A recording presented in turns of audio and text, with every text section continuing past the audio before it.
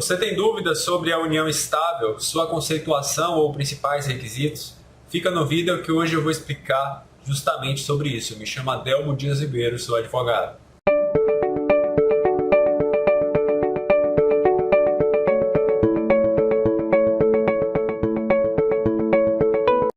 Pessoal, antes de qualquer coisa, quero pedir para você se inscrever no canal. Use esse momento para se inscrever no canal, para curtir o vídeo, para escrever um comentário, se possível. Isso é muito importante para que eu possa impactar mais pessoas, para que eu possa alcançar mais pessoas e que também para que eu me sinta motivado a trazer mais conteúdo para vocês. Então eu peço de coração isso, façam isso, interajam, que é fundamental para o crescimento do nosso canal.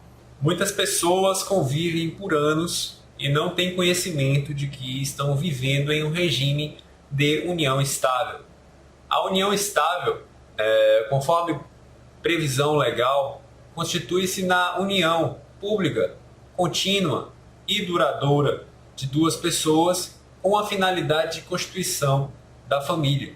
É importante deixar claro que a união estável se constitui entre duas pessoas, sejam do mesmo sexo ou não, e deriva do preenchimento desses requisitos que eu acabei de tratar. Que a união estável, na maior parte dos casos, constitui-se-á em uma situação de fato a ser comprovada judicialmente.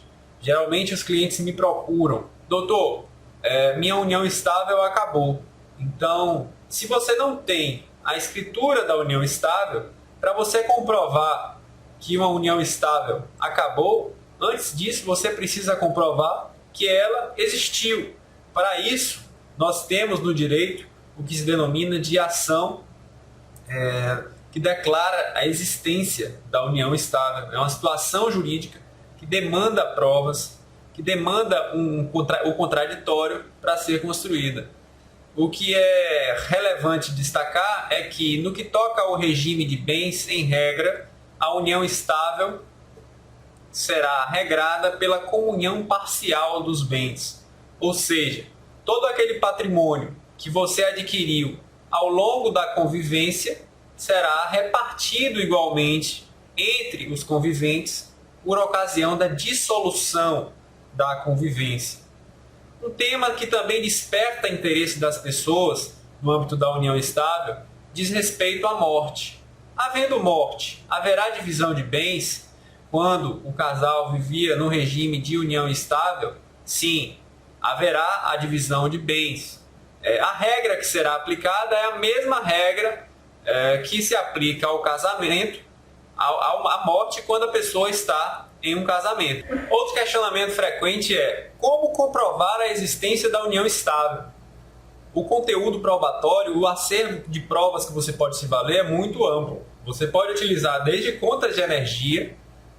Por exemplo, existem casais que vivem em regime de união estável e uma conta de energia está no nome do homem e outra conta de energia está no nome da mulher. Estou considerando aqui uma união heteroafetiva. Isso é uma prova de união estável, porque você tem ali duas pessoas que habitam o mesmo espaço e que uma tem uma conta e a outra tem a outra conta, ou seja, existe ali um indício da existência dessa união estável. É claro que também existem outros meios de prova, inclusive testemunhais, pessoas, amigas que conheceram o casal, que conhecem o casal, que sabem da existência daquela união para a finalidade de constituição de família. Geralmente, as discussões sobre a existência ou inexistência da união estável e a sua comprovação acontecem após o término da união. Qual é a recomendação que eu dou para uma pessoa que tem uma união estável hoje? Faça a escrituração. Porque quando você faz a escrituração da união estável, deixa de existir uma dúvida razoável sobre sua existência. Você, na verdade, tem ali em suas mãos um regime similar ao casamento e equiparado para fins judiciais ao casamento, e você está protegido sobre a futura alegação de inexistência do vínculo da união estável.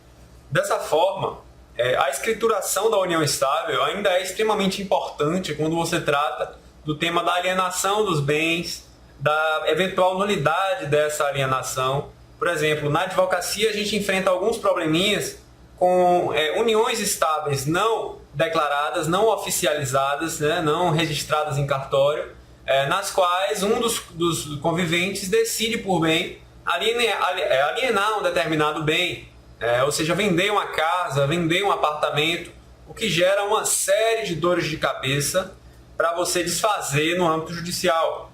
Esse é mais um motivo pelo qual a recomendação da formalização da união estável, ou mesmo do casamento, perante o cartório competente é uma medida sugerida e fortemente recomendada. Também é importante salientar que a união estável para fins jurídicos ela é equiparada ao casamento, ou seja, não existe uma distinção conforme a interpretação constitucional do tema. Essa é a linha de jurisprudência mais recente do Supremo Tribunal Federal, ou seja, união estável equipara-se ao casamento para todos os fins. E isso é uma coisa boa e uma coisa ruim, porque alguns juristas sustentam que isso daria uma certa incerteza jurídica para o estado de muitas pessoas, por conta dessa questão da possibilidade de alienação de bens quando você tem uma união não formalizada, a discussão jurídica que problemas dessa natureza podem gerar futuramente. Então, assim, isso é visto com críticas e com elogios pela doutrina jurídica.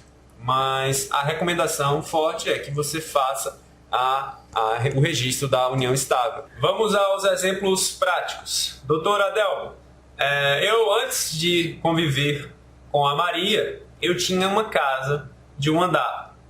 Nós começamos a conviver e eu construí, junto com ela, um segundo andar nessa casa. Acontece que convivemos de forma notória, pública e contínua com a finalidade de constituição de família, até que em um momento a união estável não estava mais dando certo e nós resolvemos nos separar. O que é que vai acontecer com os nossos bens, o que é meu e o que é dela? Nesse exemplo você tem uma casa térrea, um andar que foi construído por esforço conjunto e aplicando-se a regra geral, ou seja, da aplicação do regime da comunhão parcial de bens, esse andar que foi construído em conjunto apenas será objeto de divisão. Essa é a lógica que norteia a grande parte dos casos de divisão de bens no âmbito da união estável, quando há aplicação do regime de comunhão parcial de bens.